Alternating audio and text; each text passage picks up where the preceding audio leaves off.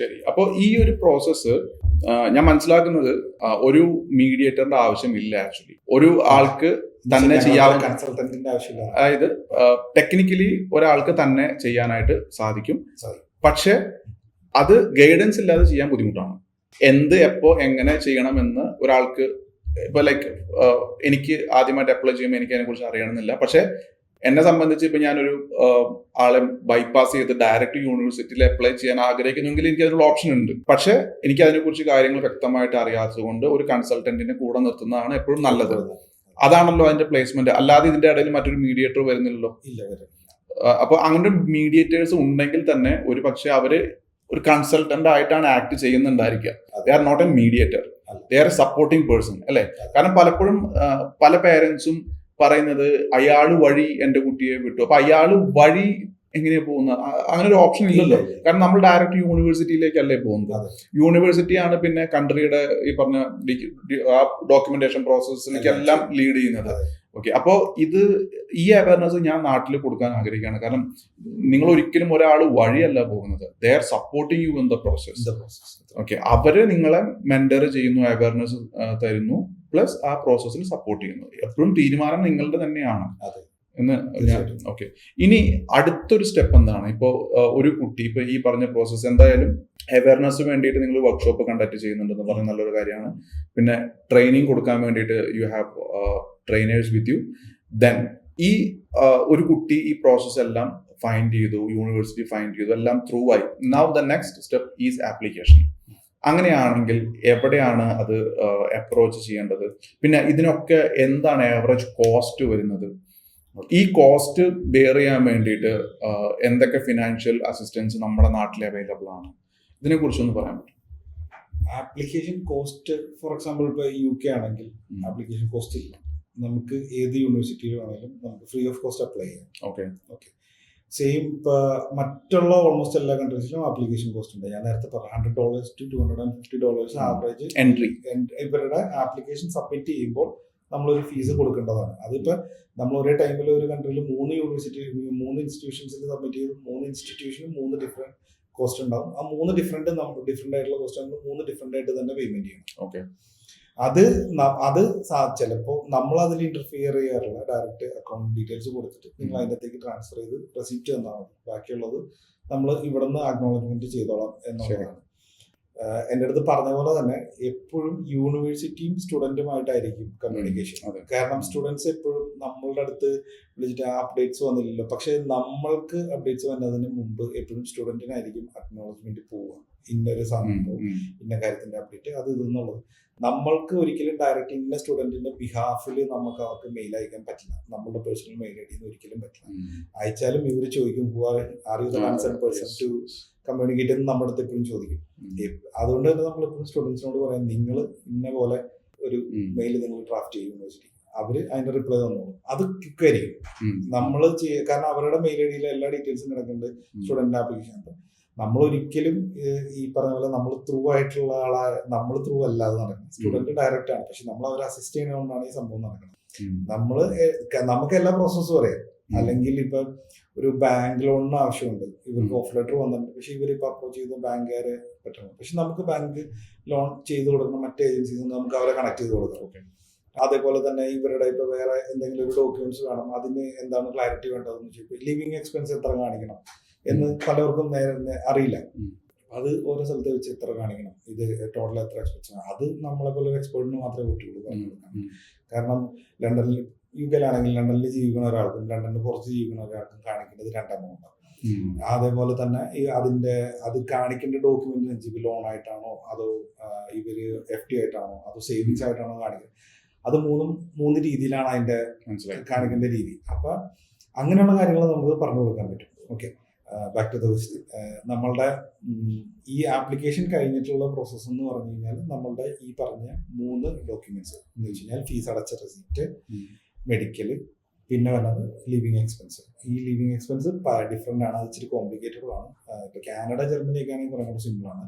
അവിടെ ബ്ലോക്ക് അക്കൗണ്ടിലേക്ക് നമ്മൾ പൈസ അയച്ചു കഴിഞ്ഞാൽ കഴിഞ്ഞു, അതിന്റെ സ്റ്റേറ്റ്മെന്റ് എടുത്ത് കൊടുത്താൽ അതൊക്കെയാണ്. പക്ഷേ UK അല്ലെങ്കിൽ ഓസ്ട്രേലിയ, ന്യൂസിലാൻഡ്, അയർലൻഡ്, USA ഇവിടെ എല്ലാം ഈ ഫിനാൻഷ്യൽ പേപ്പേഴ്സ് ആണ് കൂടുതൽ ആൾക്കാരെ കുഴക്കുന്ന ഒരു സംഭവം.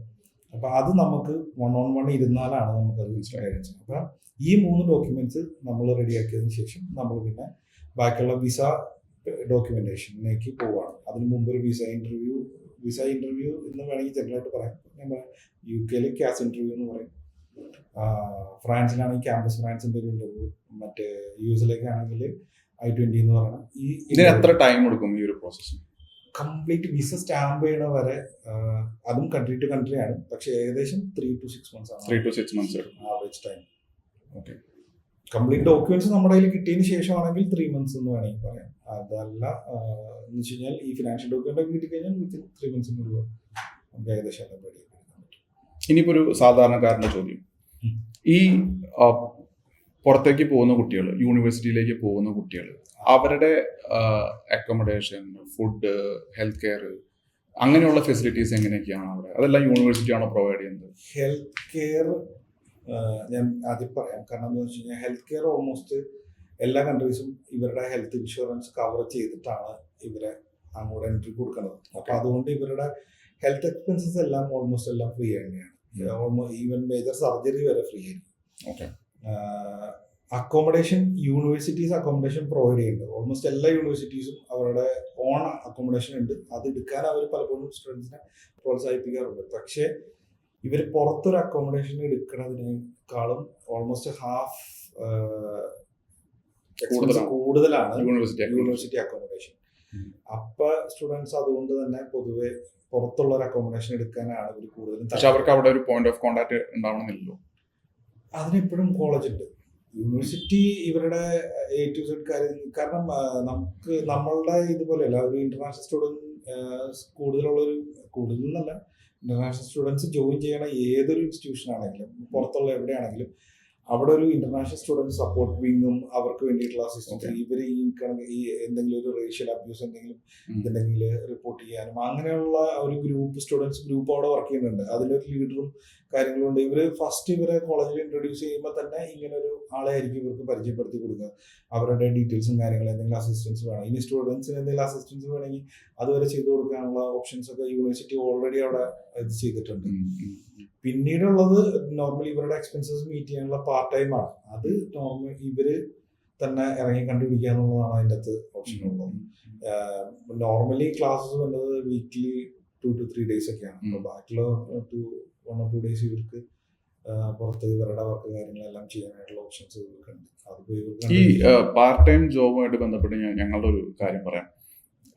എനിക്ക് ആദ്യമായിട്ടൊരു കുട്ടി കാനഡയിൽ നിന്ന് ഫോൺ ചെയ്തിട്ട് പറഞ്ഞു, കാനഡയിൽ പഠിക്കുകയാണ്, അപ്പോൾ എനിക്കിവിടെ കുറച്ച് ടൈം ഫ്രീ ഉണ്ട്, അപ്പോൾ എനിക്ക് പാർട്ട് ടൈം ആയിട്ട് എന്തെങ്കിലും ചെയ്യണം, അപ്പോൾ അതിനാണ് ഞാൻ സാറിനെ വിളിക്കുന്നത്, ഡിജിറ്റൽ മാർക്കറ്റിംഗ് എനിക്ക് പഠിച്ചാൽ കൊള്ളാമോ എന്ന് ചോദിച്ചു. അപ്പോൾ ആ കുട്ടി എന്നിട്ട് നമ്മളുടെ ഡിജിറ്റൽ മാർക്കറ്റിംഗ് പഠിച്ച് സ്വന്തമായിട്ട് അവിടെ പാർട്ട് ടൈം ആയിട്ട് വർക്ക് ചെയ്യുന്നുണ്ട്. ഇങ്ങനെ എനിക്ക് പിന്നീടാണ് ഞാൻ ശ്രദ്ധിക്കുന്നത് ഇങ്ങനെ വരുന്ന കോളുകളുടെ. എനിക്ക് കാനഡയിൽ നിന്ന് കോൾ വന്നിട്ടുണ്ട്, UK നിന്ന് വന്നിട്ടുണ്ട്, US നിന്ന് വന്നിട്ടുണ്ട്, പിന്നെ സിംഗപ്പൂരിൽ നിന്ന് വന്നിട്ടുണ്ട്. അപ്പോൾ സിംഗപ്പൂരൊക്കെ പോയ കുട്ടി പറയുന്നത് അവിടെ ചെന്നപ്പോൾ സംതിങ് വെന്റ് റോങ്, എന്തോ ഒരു പ്രശ്നം പറ്റിയിട്ട് അവരുടെ ആ കോസ്റ്റ് ഉണ്ടല്ലോ, അതായത് ഒരു മാസം സർവൈവ് ചെയ്യാനായിട്ട് he need some $750 or something. അപ്പോൾ അതൊന്നും ബെയർ ചെയ്യാനുള്ള കപ്പാസിറ്റി ഇല്ല. അപ്പോൾ ആ കോളേജിൽ എന്തോ ഒരു പ്രശ്നം പറ്റി, പിന്നെ അവർക്ക് പാർട്ട് ടൈം ആയിട്ട് വർക്ക് ചെയ്തിട്ട് തന്നെ മീൻസ് അവരുടെ എന്തോ പാർട്ട് ടൈം എന്തോ അവിടെ ബാൻ ചെയ്തു. അപ്പോൾ അവിടെ ഇൻകം നിന്നു, എക്സ്പെൻസ് ഉണ്ട്. അപ്പോൾ വീട്ടിലാണെങ്കിൽ ഇത്തരം പൈസ അയച്ചു കൊടുക്കാനില്ല. അപ്പോൾ അതുകൊണ്ട് ആ കുട്ടിക്ക് എന്തെങ്കിലും ചെയ്തേ പറ്റൂ. അപ്പോൾ അങ്ങനെ വന്നിട്ട് അപ്പോൾ പാർട്ട് ടൈം ആയിട്ട് ഇപ്പോൾ ഫ്രാൻസിൽ പോയിട്ടുള്ള എൻ്റെ ഒരു ഫ്രണ്ടിൻ്റെ മകൻ, അവൻ ഫ്രാൻസിൽ പോകുന്നതിന് മുന്നേ വന്ന് ഡിജിറ്റൽ മാർക്കറ്റിംഗ് പഠിച്ചിട്ടാണ് പോയത്. കാരണം അവിടെ ചെന്നാലും ഈ പാർട്ട് ടൈം ആയിട്ടുള്ളത് ചെയ്യാമെന്നുള്ളതില്ല. അപ്പോൾ ആ ഡിജിറ്റൽ മാർക്കറ്റിംഗ് എന്ന് പറയുന്ന ഒരു സബ്ജക്റ്റിനെ ഞങ്ങൾ ഈ പാർട്ട് ടൈം ആയിട്ടുള്ള കുട്ടികൾക്ക് വേണ്ടി റെക്കമെൻഡ് ചെയ്യുന്നുണ്ട്. പക്ഷെ എന്നിരുന്നാലും ഈ കുട്ടികളുടെ അവിടെ പോയിട്ടുള്ള പാർട്ട് ടൈം അവസ്ഥ എന്താണ്? കാരണം ഓരോ രാജ്യത്തിനും ഒരു ലിമിറ്റേഷൻ ഉണ്ടല്ലേ, പാർട്ട് ടൈം വർക്ക് ചെയ്യുന്നതിന് ലിമിറ്റ് ഉണ്ട്, 20 hours ലിമിറ്റ് ഉണ്ട് പെർ വീക്ക്. അപ്പൊ അത് ഈ ഓൺലൈൻ വർക്കുകളെ അത് കൗണ്ട് ചെയ്യോ ഇല്ലയോ? ഇല്ലല്ലോ. അപ്പൊ ഈ ഡിജിറ്റൽ മാർക്കറ്റിംഗ് പഠിക്കുന്നവർക്ക് അവരുടെ ആ 20 hours അവിടുത്തെ പാർട്ട് ടൈം കഴിഞ്ഞിട്ടുള്ള ടൈമിൽ വേണമെങ്കിൽ വർക്ക് ചെയ്യാനായിട്ട് പറ്റും. ഓക്കെ, അതൊരു ഞങ്ങൾക്കും ഒരുപാട് റെക്കമെൻഡ് ചെയ്യാൻ പറ്റുന്ന നല്ലൊരു കാര്യമാണ്. ഓക്കെ, ഇനി ഈ കുട്ടികളുടെ അവിടെ എന്തെങ്കിലും ഇപ്പൊ ഈ പറഞ്ഞ മാതിരി മാക്സിമം യൂണിവേഴ്സിറ്റിയാണ് പിന്നെ അവരുടെ ഗാർഡിയൻ എന്ന് പറഞ്ഞ അവിടെ നിൽക്കുന്നതല്ലേ, എന്തുണ്ടെങ്കിലും യൂണിവേഴ്സിറ്റിയാണ് പിന്നെ അവരെ ടേക്ക് കെയർ ചെയ്യുന്നത്. യൂണിവേഴ്സിറ്റി ആണ് ഇവരുടെ ഫസ്റ്റ് പോയിന്റ് ഓഫ് റിപ്പോർട്ടും എല്ലാ കാര്യങ്ങളും. ഈ കഴിഞ്ഞ ദിവസം ഒരു സംഭവം ഞാൻ സോഷ്യൽ മീഡിയയിൽ കുറച്ച് കണ്ടായിരുന്നു. വെച്ചാൽ UK പഠിക്കാൻ പോയിട്ട് ഇൻ ബിറ്റ്വീൻ കോഴ്സ് സ്വിച്ച് ചെയ്തിട്ട് കോഴ്സ് സ്റ്റോപ്പ് ചെയ്തിട്ട് വർക്ക് വിസയിലോട്ട് മാറിയ കുറച്ച് പിള്ളേർക്ക് കുറച്ച് പ്രോബ്ലംസ് വരാനുണ്ട്. കാരണം അവരുടെ റീഫണ്ട് മേടിക്കാൻ യൂണിവേഴ്സിറ്റി തയ്യാറാവുണ്ടെന്നൊക്കെ പറഞ്ഞിട്ട് വാർത്ത ഞാൻ കേട്ടായിരുന്നു. അത് എത്രമാത്രം സത്യം ഉണ്ടെന്ന് എനിക്കറിയില്ല, ഇവരുടെ കൺഫർമേഷൻ ഒന്നും ഇതിൽ വന്നിട്ടില്ല.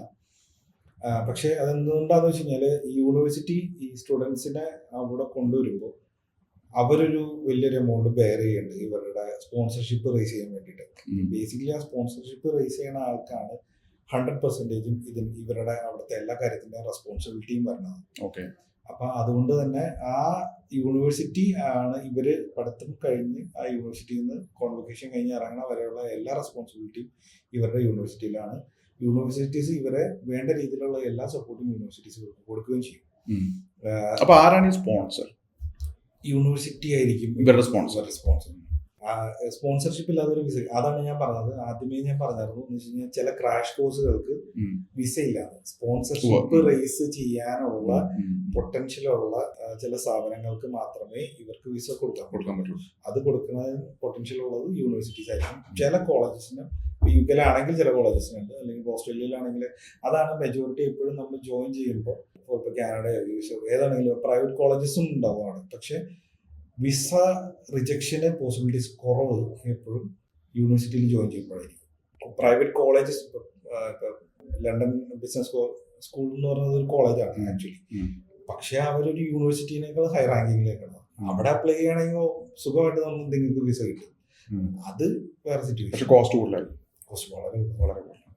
അപ്പൊ അതാണ് സ്പോൺസേഴ്സ് ബേസിക്കലി ഇവരാണ് വന്നത്. ഇവരാണ് അതിന്റെ ഫുൾ റെസ്പോൺസിബിലിറ്റി. ഈ പുറത്ത് പോയിട്ട് MBBS പഠിക്കാനായിട്ട് എൻട്രൻസ് പാസ്സാവണ്ടേ?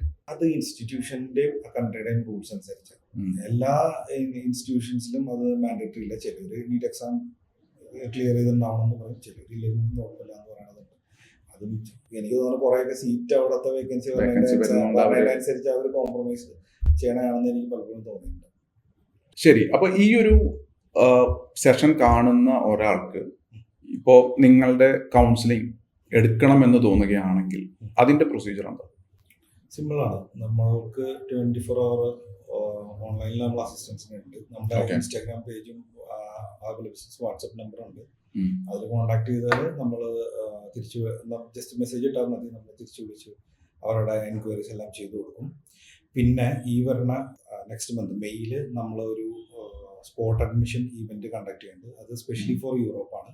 UK അതേപോലെ തന്നെ European countries, France, Hungary, Portugal, Spain, Malta, Germany. അല്ല, അപ്പൊ ഞാൻ ചോദിക്കട്ടെ, ഈ യൂറോപ്പിന് വേണ്ടി മാത്രമായിട്ട് നിങ്ങളൊരു ഇവന്റ് കണ്ടക്ട് ചെയ്യാണ് സ്പോട്ട് അഡ്മിഷൻ. പക്ഷെ ഈ യൂറോപ്പിലേക്ക് വരേണ്ട ആൾക്കാരെ നമ്മൾ ആദ്യം എഡ്യൂക്കേറ്റ് ചെയ്യണ്ടേ? നമ്മൾ ഇതിനു മുമ്പ് ഒരു കൺസൾട്ട് എന്ന് വെച്ച് കഴിഞ്ഞാൽ നമ്മൾ വന്ന എൻക്വയറീസ് സോർട്ട് ഔട്ട് ചെയ്തിട്ട് ഇവരുടെ പ്രൊഫൈൽ നോക്കി ഈ ഇവന്റ് നടക്കുന്നതിന് മുമ്പ് ഇവർക്ക് വേണ്ട കൺസൾട്ടിങ് ചെയ്തിട്ടാണ് നമ്മൾ ഈ സ്പോട്ട് അഡ്മിഷനിലേക്ക് പോകുള്ളൂ.